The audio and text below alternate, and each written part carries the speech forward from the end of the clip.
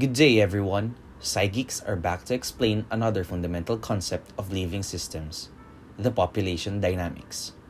To further understand how population dynamics affect the living systems, this is the overview of our concept map on population dynamics. We'll begin our discussion with the demographic factors that play a great role in studying population dynamics in general, as it greatly influences population size.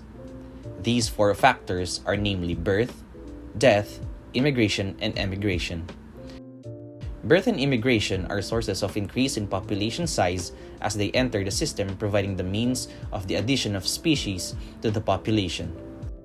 Meanwhile, death and emigration of members cause a decrease in population size through exiting the system they are involved in.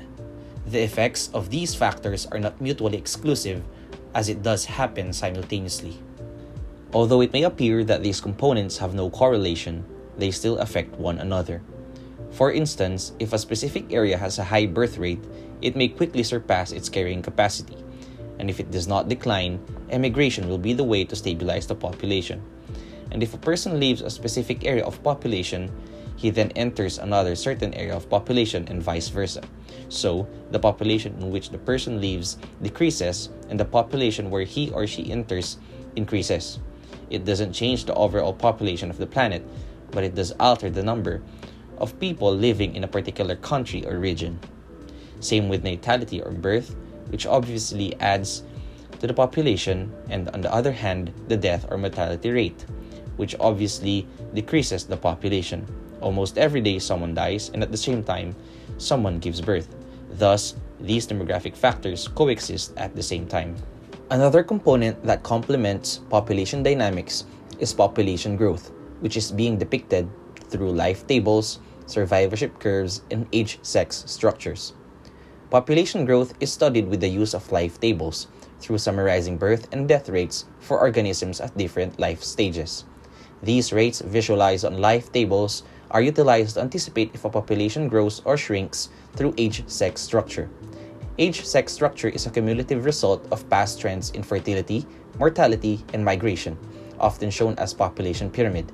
Its components involve the x-axis indicating the percent population in each category, and the y-axis showing the age groups from birth to old age. Additionally, a survivorship curve is a graphic representation of a population that can be expected to survive at any specific age. Different species have varying shaped survivorship curves. In general, there are three types of survivorship curve depending on their shapes. Type 1 survivorship curve is commonly utilized for humans and most primates population. Here, species tend to flourish at young age or middle age as they are being totally nourished and cared for by their parents to ensure the survival of their offspring. Then, it is at old age when the mortality rate becomes high. Numerous bird species often have type 2 survivorship curve. In this type of curve, organisms die more or less equally at each age interval. They also have relatively few offspring and provide significant parental care. Type 3 survivorship curves are often observed in population of trees, marine invertebrates, and most fishes.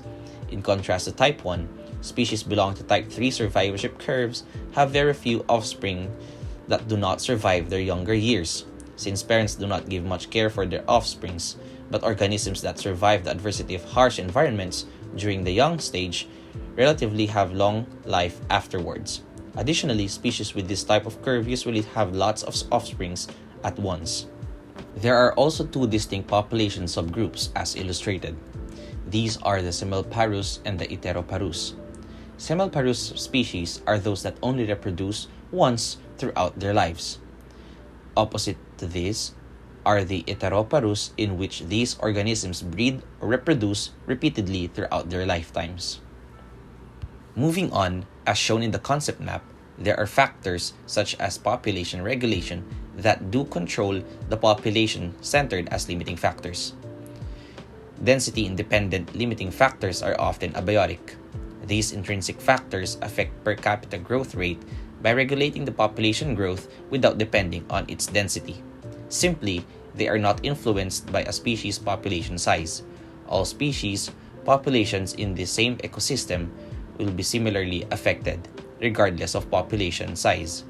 In addition, These factors alone can't keep population at constant levels.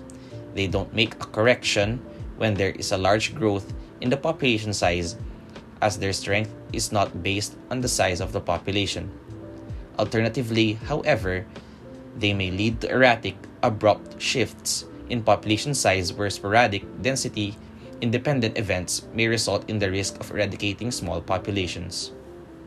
Examples of these limiting factors include natural disasters like forest fires, unusual weather patterns or temperature such as monsoons, and human activities such as deforestation.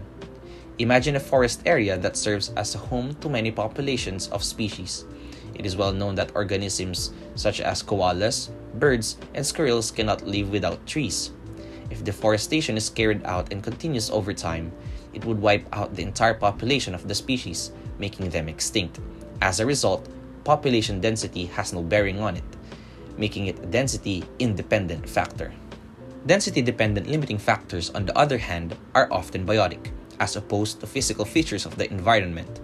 These limiting factors cause a population's per capita growth rate to change, typically to drop, with increasing population density. Simply, they affect the population variously based on how dense the population already is. Some usual examples of these limiting factors include competition within the population for resources, predation, diseases, and waste accumulation. Let's take the case of rabbits in competition, for instance. Rabbits typically consume plants, roots, and insects as their primary sources of food. Since all rabbits, as well as other herbivores or omnivores, consume the same foods, and there are only a limited sources for these, they must compete with any other organism to have foods.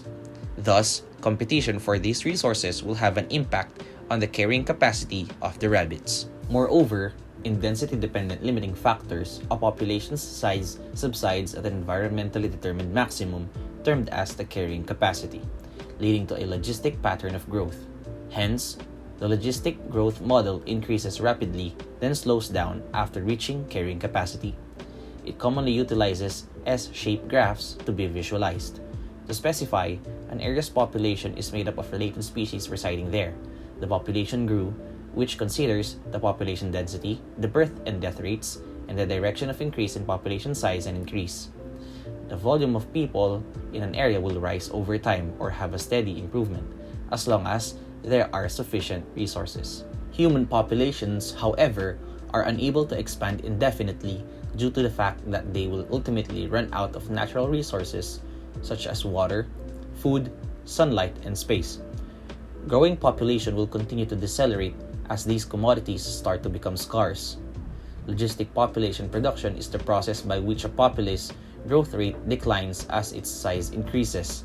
This is a flaw in the logistic model, and numerous attempts to fix it have led to numerous modifications of the logistic model. Meanwhile, exponential growth model starts slow, then picks up as the population increases.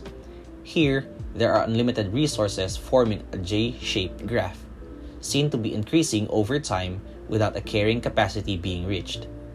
Additionally, many global phenomena are fueled by exponential expansion. This rapid population growth pattern poses problems for our global society today and in the future, from wildfires to the expansion of agricultural areas. While it is anticipated that the rate of population increase will plateau by the end of this century, many other global issues have the potential to continue growing exponentially for a very long time.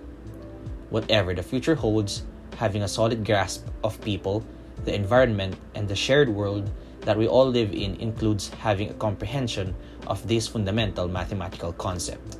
Population dynamics as a concept was indeed a lot to take, but as we explored it, we were able to understand the importance of each organism in a population in maintaining an ecological balance, making us realize each of us really matter. Again, we are the Sci Geeks. Thank you for listening, and we'll see you in the next topic.